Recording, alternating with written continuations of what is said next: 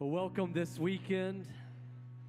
We are so glad that you're here. In fact, it is April the 2nd, so I don't have to ask you to be here on April the 2nd, because you're here on April the 2nd. We have been asking you over the past couple of weeks as we've been celebrating in this Step In series. We've been celebrating all that God has done in our church so far in 5.5 years, and just the amazing stuff that He is doing. We're celebrating what He's doing even right now. It's so incredible when we get to hear Pastor Robbie right before offering time just give us an update on all of the stuff that is going on and the investment that we're making in our community and in people and the lives that are changed. And we're celebrating what God is planning to do as we walk into His promise in the future.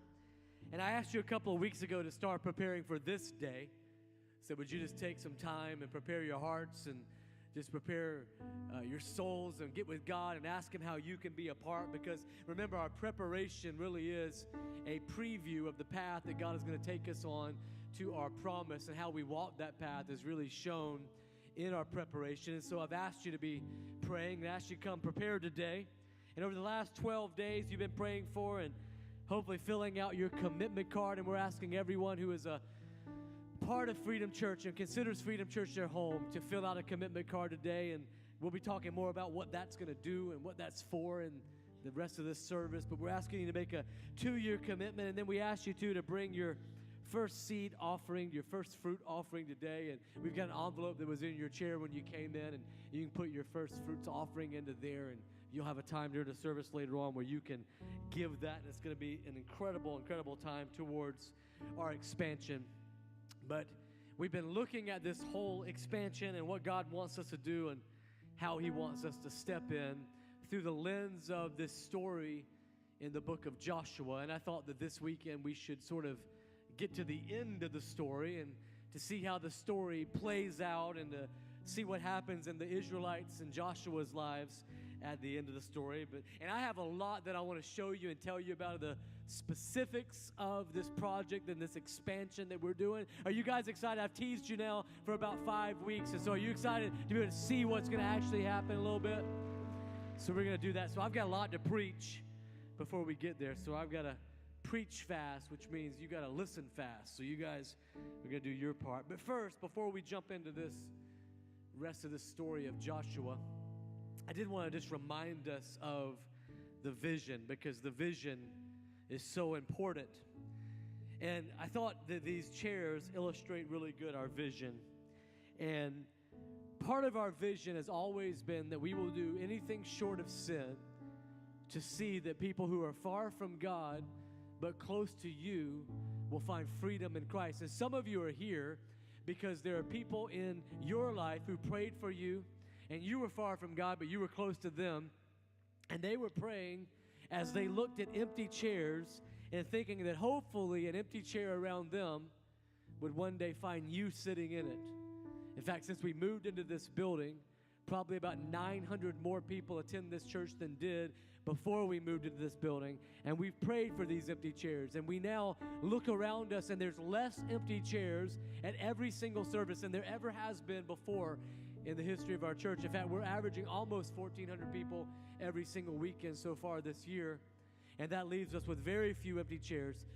And so part of our vision is to always have an empty chair for that person that's in your life that doesn't know Jesus yet. And so we want to keep that vision in front of us. If everybody who is here identified 3 people, which is what we ask you to do, and you said, there are 3 people in my life who are far from God, but they're close to me, and you invited them next weekend to church, or even better, in 2 weekends, you invited them to Easter Sunday, which about 87% of them will say yes if you invite them. And if you did that, and everybody here did that, and even just one of them came, we don't have the room to hold them. And that is unacceptable to this church and to the leadership of your church. And so we're keeping this vision in front of us. The other chair is one of our chairs out of our Freedom Kids area. Every single weekend, we don't babysit, we don't do childcare, but there's a group of hundreds of people on a team back there who are telling your kids about Jesus. Would you give them a hand for all that they do? They're praying over your babies. They are teaching your toddlers. And they are creating hearts that love God in your kids. And so we want to always remember that part of our vision is that we would see not only adults come to know Jesus, but that we would see children, our children, come to know Jesus more, and that we would see our children baptized at this church. And so we want to have that in front of us. The next chair is a little bit more of a comfy chair. And because part of the vision of our church is, yes, we want to see people in these chairs, but we also want to see people in chairs around small groups where we're taking next steps. And so we want to have the room to have classes and small groups here at the church. But we also want to have the vision out there that we want you to step into your homes and through sisterhood and brotherhood and all of the opportunities to grow deeper in your faith and to sit in circles in a chair. And so we want to keep that vision in front of us, the vision that we want to help you grow closer to Jesus. And then this last chair, this is a pretty cool chair. This chair actually came back with one of our team members from Haiti on a trip that we took last year. And we go all around the world and try to reach people all around the world, but our church has decided to be laser focused on this little country of Haiti. And we've said, you know what, we can make a difference there. And so we've partnered up with our missionaries that are over there, and because of their faithfulness over the years, we were able to ride in with them and on the vision that they have and link arms with them. And right now there are 14 orphans in Haiti who every single month are taken care of because of Freedom Church.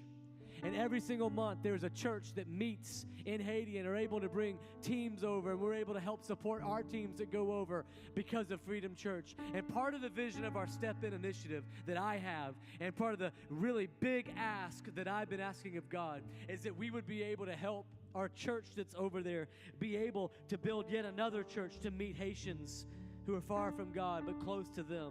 And that this chair represents a vision that we have for continuing to see change, not only in Berkeley County, but in Gracier, Haiti, where God is doing an amazing work. And so that's a part of our vision. Part of our vision is this empty chair. Part of our vision is seeing kids come to know Jesus. Part of our vision is this idea of growing in small groups. A part of our vision is what God can do in Haiti, because why? We exist to help people far from God. We want to help them, help people far from God find freedom in Christ. And so the people of Israel, they had this promise. We've talked about their promise. And we have a promise that God has given us in Berkeley County. But here's the deal. The people of Israel, they get across the Jordan, and we've been talking about them getting across the Jordan. But they quickly find that as soon as they're over across the Jordan, that all of a sudden, between their promise and themselves, there's this wall. And it's the same wall that haunted them 40 years previously. It's this impenetrable fortress that's called Jericho. And they get across the Jordan, and they've trusted God. And they get across they walk on dry land where there's supposed to be a river flowing. And it's the harvest season, as Joe talked about last weekend. And you're not supposed to cross over at that time, but they trust their leader Joshua, and they know that there's a promise for them. And yet, they get there, and right staring into their face is a wall. Maybe you've come up against some walls in your life when you've gotten close to the promise. I know here at Freedom Church, we're up against a wall now, and it's a limitation that says this is how many chairs you can fit in this room. This is how many people can be back in Freedom Kids. Did you guys know just about 6 or 7 weeks ago, we had 400 kids back in Freedom Kids? That's a lot of kids. Y'all are clapping because y'all don't serve back there, see? Those people who serve back there tell me, we've got some limitations. We've got some rooms that can't hold any more kids. And see, we say that's not acceptable on our watch, but the promise is there. And you can see the promise, but there's a wall that's in front of it. And they found this in Joshua chapter 6. I got a lot to get to, so you guys listen. We're going to go through this whole story, and see how this wall played into them getting to their promise. In fact, you know what? I need to build a wall still. Cody, you read the scripture, I'll build the wall, and we'll work together here so we can get this wall done. Okay. Now the gates of Jericho were tightly shut. Stop right there for just a minute. Let me just preach for just a second. You'll be all right with that. Have you ever noticed that it seems like right when you get close to your promise, that when you look over, you see that the gates of Jericho are tightly shut, that you think you are tightly shut out of what God wants for you, that you feel like you're just about to cross over into the promise when something is thrown up into your face and you are shut out and you can't figure out what's going on? You ever get that way where you look and go, it's tightly shut up. It's impenetrable, you would say. But I don't have time to preach all this, so y'all just going to have to stop asking me to. Cody, keep reading. Because the people were afraid of the Israelites. No one was allowed to go out or in. Wait a minute. Did you hear that? The people were afraid of the Israelites. Can I tell you that God may not change, your faith in God may not change your problems, but that it will change your perspective? Do you notice who's afraid?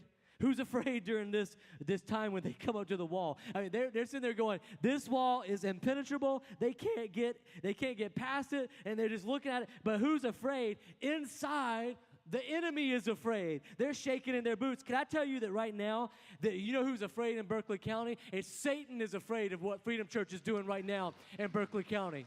I talked to one of my guys from Brotherhood. He said at least 10 of his guys told him this week, we had a week from hell because we know Satan is against our businesses. He's against our families. He's against everything that's happening in here. Let me just warn you, you fill out that commitment card and you step across that line, you are asking for your enemy to be mad at you, but we don't care because when the gates of hell push up against us and look tightly shut and like they can do something against us, we remember what Jesus told us is that the gates of hell can't stand up against the church at all. But that isn't even in my notes, and I don't have time to preach all that, so y'all need to stop clapping. All right, Cody, keep reading. But the Lord said to Joshua, I have given you Jericho. You got to stop right there for just a minute. Do you notice what word he uses? There it is. Come on, preach it back to me. I have given. Everybody say given. He didn't say, I'm going to give when you get your faith strong enough. He didn't say, I'm going to give when you step across this line. He didn't say, I'm going to give. He said, I've already given it to you. It's just a matter when you show up to your blessing. Your blessing's already there. You just hadn't shown up across the line yet. So you just come and you get it given to you.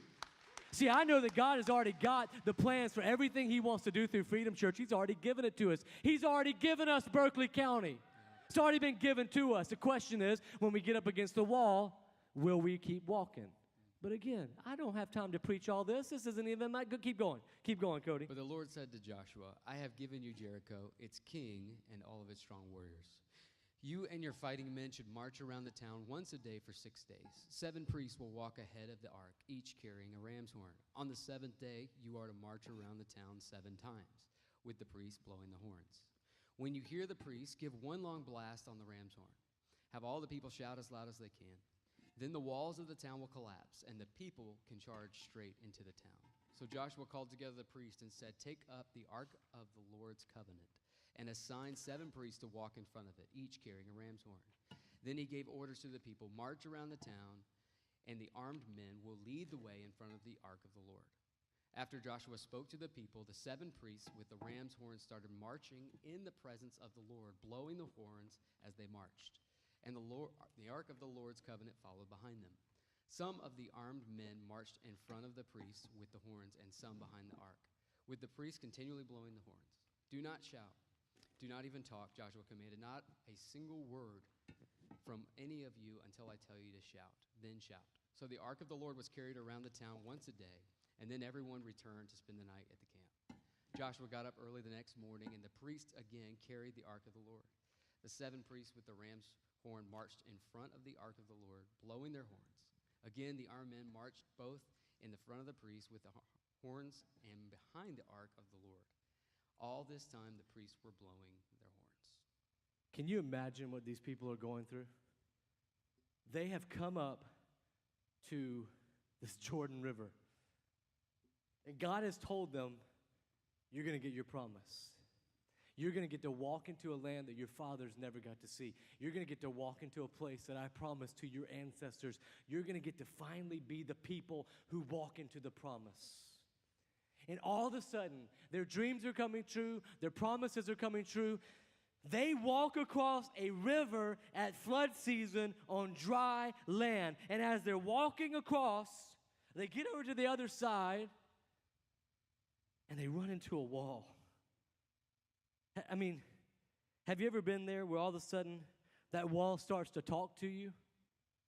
And it starts to talk to you day and night. You're laying in bed, and you know there's a barrier between you and the marriage that you want to have. There's a barrier between you and the parent that you want to be. There's a barrier between you and the relationship that seems to be falling down all around you. There's a barrier between you and the forgiveness that you need to own. There's a barrier between you and the bitterness that's growing up, and you know you need to get out of your life because it's taking over your life. There's a barrier between you and the fear, and all of a sudden at night, You've got a promise that God has given you, but that wall says you can't get around me. You can't get through me. You'll never really forgive them. You'll never really have that pain go away in your life. You'll never really be able to trust again. I know you've got this new marriage, but you'll never be able to trust again because of the way that last guy hurt you. I know you'll never be able to get through this wall. There's a promise for you on the other side, and you got through the Jordan.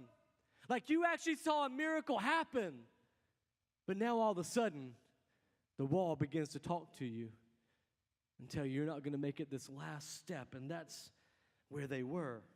This last step. This last place.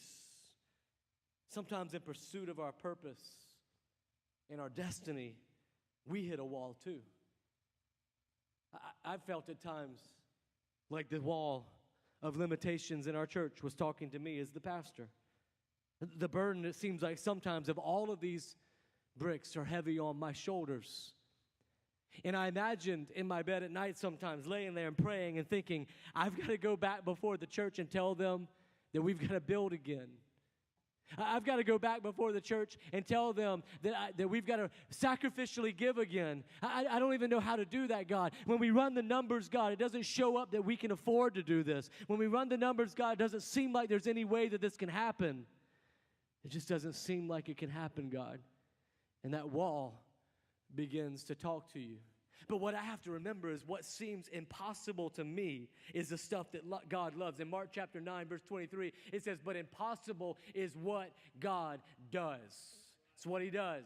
It's what he operates in. See, you and I, we do the possible. And we look at this wall in our life and we go, there's no way we can get to the promise because there's this wall in front of us. There's no way. You don't know all the unforgiveness in my heart. You don't know all the pain that's been in my marriage. You don't know how bad that divorce hurt me. You don't know our finances. You don't know the family dynamics that we have and the dysfunction that's in my family. And you're looking at that wall and going, I thought I was going to get to the promise, but it looks like I'm not going to make it. But God says, I want to do something that's impossible, because, see, God does impossible things. You remember in week 1 we said, don't limit God. Let God be limitless. We don't want to let the wall and the limitations in our life begin to tell us what God can do in our lives. And that's what God finally did in my spirit. I was wrestling through what other things could we do. How many more chairs could we fit in here? Could we ask you, I mean, you love your spouse. You could sit in your spouse's lap, right? I mean, that wouldn't be a problem. I mean, could we just tell people, could we stand at the door and tell people, I'm sorry, there's no more room in here for you because we don't have the faith to break through this barrier that's in our life? Or were we going to say, no, we're not going to tell people to go to hell. We're going to tell people there's a God who loves them, and we're going to make room for them in every way that we can, because that's the kind of church that we are. And on the second day, they again marched around the town once more and returned to the camp, and they followed this pattern for 6 days. And on the seventh day, the Israelites got up at dawn and marched around the town as they had done before. But this time they went around the town 7 times, but the 7th time around, as the priests sounded the long blast of their horns, Joshua commanded the people, shout, for the Lord has given you this town. There's something interesting about this passage is that as you read it, you see that God gave Joshua very clear instructions. But for some reason, and I believe it is the leading of God, Joshua decided not to tell the people everything that he knew. So God told him, you're going to walk around one time the first day, second day, third day, fourth day, fifth day, sixth day. On the seventh day, you're going to walk around 7 times. And on the 7th time, I'm going to do something incredible and miraculous, and it's going to be amazing. And Joshua knew this, but all he told the people is let's go and walk around this wall. And so they get up to the wall, and they walk around the first time, and they come to the end of the wall, and Joshua says, all right, let's call it a day, fellas. Let's take it back. They go, okay. And they go back and they obey and they listen to their leader. And then it happens the 2nd day that way. It happens the 3rd day that way. It happens the 4th and the 5th day that way. And the 6th day that way. So on the 7th day, as they're walking around this wall one more time, you know when they get to the end of it, they're heading home. They're like, all right, guys, let's go on home. That's the whistle. That's the time to go home. And Joshua says, no, walk one more lap around. And so they walk another lap around. They're thinking, all right, Joshua just must want a little extra effort today. He must want us to go around one more time. It was about a half a mile around all of Jericho. They get around one more time, and you know they thought, all right, we did one extra lap today. No big deal. And so they go, and they say it's time to go. But Joshua says, no, let's go around one more time. He does that 3 times. He does that 4 times. He does that 5 times. He does that 6 times. And I'm imagining somewhere around 4 or 5, they're starting to go, Joshua, what are we doing? Joshua, you do realize that this wall is not getting any smaller because we're walking around it. Joshua, you do realize that nothing is happening because we're walking around this wall. Joshua, all you're doing is tiring us out. If the people were to attack now, we've walked almost 3 miles around Jericho, and we're going to be so tired, they could attack us now in our weakness. What are we doing, Joshua? But I also imagine that around those walls of Jericho, there was a well-worn path. That after walking 1 day, 2 day, 3 day, 4 day, 5 day, 6 day, and now 6 times on the 7th day, that there is a easy path. There's a way to see exactly where to go. They had no question about what God had called them to do by that point. They had no question about where the next step was to come from. They had no questions because it was a well-worn path. But I believe that well-worn path came from the fact that there was a well-worn path into the presence of God. There was a well-worn path in the wandering in the desert for 40 years. There was a well-worn path that they followed after God and said, we're not going to be the people that don't get to go into the promised land the next time. See, there was a well-worn path from their place in isolation to their place of calling into obedience, standing in front of the Jordan River. There was a well-worn path into the presence of God.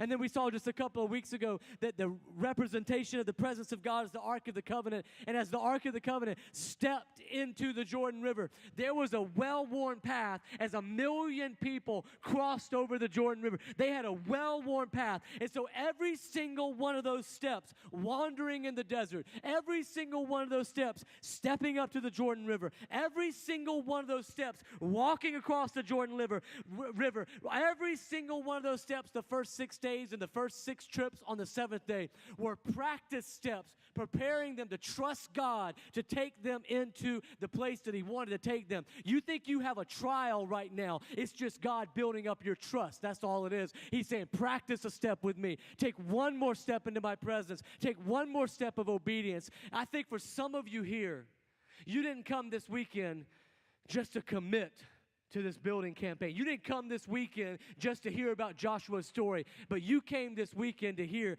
that maybe you just need to go one more lap. Maybe you've come to the 6th time and you just need one more lap in your marriage. Maybe you just need one more lap believing what God has called you to, the promise that He has for you. Maybe you just need one more lap in your parenting struggles. Maybe you just need to have one more lap of trusting God. See, some of you are about to quit. Some of you are about to give up. Maybe you've been there before. The wall has talked to you too much. It seems like it's impenetrable. It is in the promised land. 5 feet wide, 30 feet tall. It looks impenetrable to the people. It's right inside the promised land. And yet Joshua is saying, march around it one more time. One more time, take another step. The well-worn path into the presence of God. And then Jericho says in verse 17, and everything in it must be completely destroyed. as an offering to the Lord. Only Rahab the prostitute and others in the house will be spared, for she protected our spies. Do not take any of the things set apart for destruction, or you yourself will be completely destroyed, and you will bring trouble on the camp of Israel. Everything made from silver, gold, bronze, or iron is sacred to the Lord and must be brought into his treasury.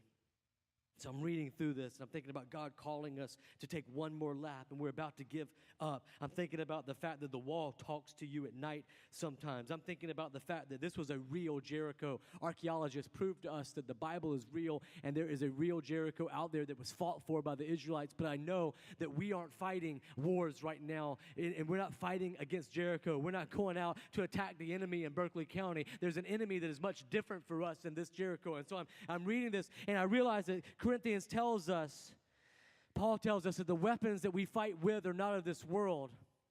The wars that we fight and the battles that we have are not of this world. They're in a spiritual realm. And so I'm remembering as I read the New Testament that if that's the case, if our weapons and our warfare are not of this world, but they're of another world, then also this Jericho as this representation to us as we read of this true story, God uses it to teach us what a New Testament Christian can learn from it. And I realize that we all have our own Jerichos. You see, the Jericho is the first battle that they would fight in order to truly occupy the promised land. So God had a promised land for them. He has a miracle to get them over into the promised land. But he has a battle for them to fight to truly occupy that place. And this battle is a battle that they've been fighting for a long time, because 40 years ago, they had said, we can't win that battle. There are giants in the land. The wall is too impenetrable. There's no way we can do it. For some of you, you've been fighting the same first battle for 40 years. You've been trying to trust God in the same place for decades. God's been trying to walk you through the first battle over and over again, but there are spies in your land, in your head. And the spies in your head tell you, you can't make it. You can't be that person. I've called you to a mediocre life, not something of a miracle-based life. It's for other people to live that kind of life, not you. And you keep fighting this first battle. And I believe that what God is calling us to right now, not only are we stepping in to believe what God can do in this church, but we're believing what God can do in your first battle in your life. You're going to get rid of the fear, and you're going to get rid of the anxiety, and you're going to get rid of the stress, and you're going to get rid of the pain and the unforgiveness and the bitterness and all those battles that you've been fighting, the lack of self-esteem, the lack of believing who you really are in God's eyes, the lack of believing you're just a little girl when God has called you to be a woman in his presence, and the fact that you are to be a man now. You're not a little boy anymore. You're to raise up and be somebody that God can be counted on. And you've been fighting against this wall for too long, and you never give up. And God says, take one more lap, and I want you to fight that battle. But also Jericho is a real place where we can find the ruins of it, but it also is a spiritual place. And that not only is it the first battle we have to fight to truly occupy the land and get our blessing, but it is the first fruits of the battle. Notice what God said. He said, I've given you this land, but when you get in there, you're going to fight Jericho first, because that's the battle you should have fought 40 years ago that you didn't believe you could fight, that I had already won for you, because I'd already what? Given you the land, but you weren't willing to fight it. But now you're willing to fight that battle, and I'm glad you are, but you're going to give it to me. Why? Because it's the first fruits, and that's why today we're bringing our first fruits offering. Because we're saying, God, we're going to fight this battle of not believing that we can be generous. God, we're going to fight this battle of believing that you are limitless or limited, and we're going to believe that you're limitless. God, we're going to fight this battle in our own lives, knowing that as you break through in us, you will break through out of us and through us. And so, God, we're going to give you the first fruits of our battle. And so Jericho is the first battle you have to fight before you possess the promise, but it's also the first fruits that you give God before you receive the blessing that he has for you. See, I believe with all of my heart, I want to clearly define that my investment into this church is not always returned with material return on investment. But there is no better investment that I could have ever made as being a part of building this building right here. In fact, I look around and see the nearly 900 people that have come because of those of us who were willing to sacrifice back when this church was just a little over a year old. And we went before the church and said, hey, I know there's only about 280 of us, but we need $250,000 because there's 150,000 people in Berkeley County who are far from God but close to you, and that's unacceptable on our watch. And this church stepped up, and they did what they had to do. And so now we're asking you who are new to step in, because we're going to step in again. And it's the best investment I've ever made. My 401k may have grown in this time, but it may go away tomorrow. We all know that. But this investment will never go away. The 387 people who have been baptized right here in this church will never be the same because of the investment I've made. And so I look at this and go, this is the first fruits of the first battle. In verse 20, he says, when the people heard the sound of the ram's horn, they shouted as loud as they could. Suddenly the walls of Jericho collapsed, and the Israelites charged straight into the town and captured it. I thought about pushing this wall down just to show as a sermon illustration how that would work. But then in my mind's eye, I saw that could turn out to be catastrophic. It could break the stage and break me, and I don't want to be broken. I'm too old to be broken. And so I'm not going to push it over, but I want you to imagine in your mind's eye that the wall starts crumbling down. And see, here's the thing about Jericho's. The God that we serve could have already taken care of Jericho. He had 40 years to do it, but it wouldn't have taken him 40 years. He could have done it in 40 milliseconds. He could have cleared out Jericho, had it taken care of, and let the people just walk into the land with no problem whatsoever. He's powerful enough to do that. He could have already gotten you that other job that you know that you've been praying for. He could have already done some things in your family. But see, he's more concerned not about just your circumstances, but about you. And what he wants to call you to is to be a different you, not just to live the same you in different circumstances. And so what he's asking us to do is to raise our faith. It's a faith raise. Every step around, they're raising faith. And as that wall started to crumble down, I believe that they started to have their faith rise even more. And they realized the wall that was talking to them was falling down all around them. The thing that they thought was impenetrable, the thing that their fathers were unwilling to push through, that now they would have the land.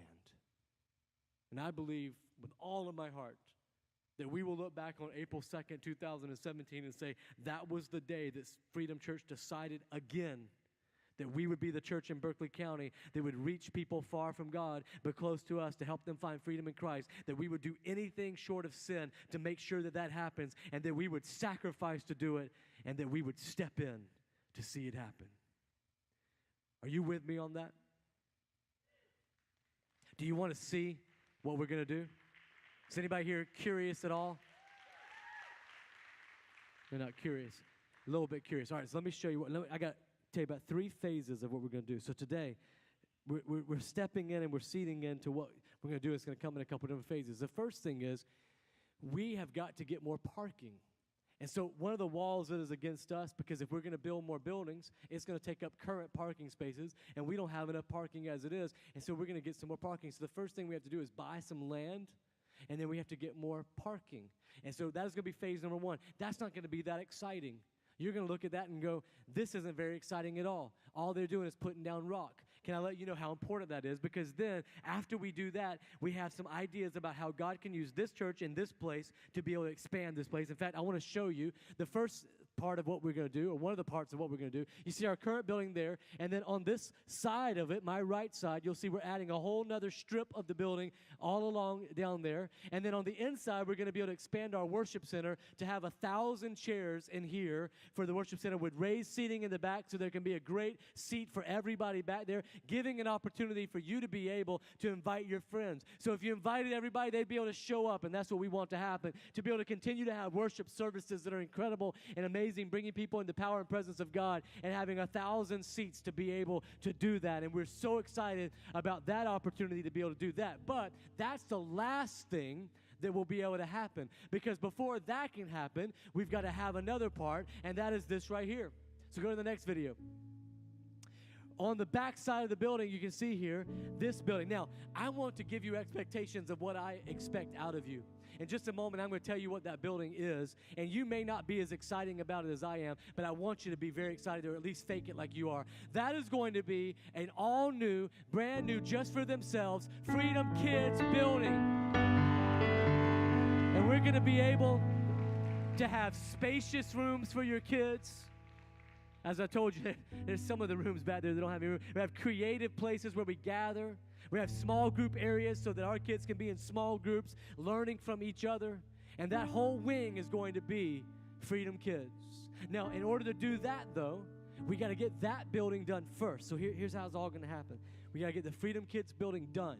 Move all of the Freedom Kids into that building. Get them functioning on the weekend in that building. When that's done, we'll move over to be able to take the current Freedom Kids area, and we will make that into a foyer area. And so we'll break everything down in there, make a large foyer area just like we currently have, and expand some foyer area to get into the Freedom Kids area.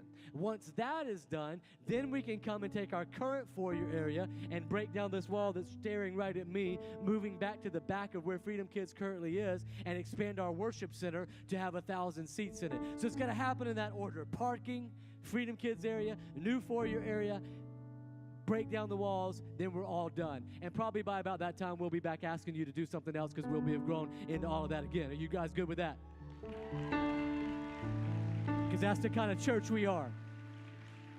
We're not stopping on 6, not going 6 laps around. We're going to go all 7 to see the breakthrough begin to happen.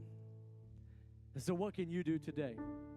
Well, for one is I want everybody who calls Freedom Church home during our time of commitment in just a moment to give a 2-year commitment to what you can do towards this project. I want you to bring your first seeds offering as well. You've got an envelope there. And you'll put these during our response time right here in these baskets. Put those in there. And then I want you to grab, if you would, for every card that you have in your family, one of these. And it says, I'm stepping in over Berkeley County, because we're stepping in to see God do incredible things in Berkeley County. And we're ready to see the vision of the empty chair and the kids' chair and the small group chair and the Haiti chair. And we're ready to see that come to fruition because of what's happening. But I also want to know this. Some of the most important stuff that's happening today is not even on these commitment cards. Some of the most important stuff is the fact that there's some people here who decided to go one more lap. There's some people here who decided to be committed at all. There's some people here who decided they're going to give regularly of tithes and offerings every week, which I told you a couple weeks ago would pay for the whole project if everybody just did that. And so we're going to band together and say, we are the church. This is who we are. This is what we do. And then we're going to see God do incredible, amazing things because it's a faith-raising initiative, not a fundraising initiative. And we're going to see the wall of limitations come tumbling down, and we're going to see God be limitless here and all around the world. So we're going to respond in just a moment, and you'll be able to bring those with you. God, thank you so much. So honored to be able to pastor this church, God. I'm honored to be sitting in front and standing in front of a group of people who are so generous. God, it blows me away how generous this church is.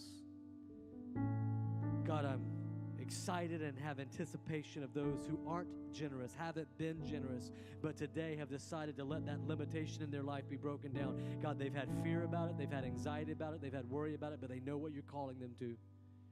And so, God, I'm just thankful for that step. It's a practice step for future walls that you're going to break down in their life. So, God, as we worship you right now and we commit these commitment cards to you, we give you everything we are, God, knowing that you, God, are in charge. We feel your power and your presence now. And, God, we commit to you this church and who you are in Jesus' name. Amen.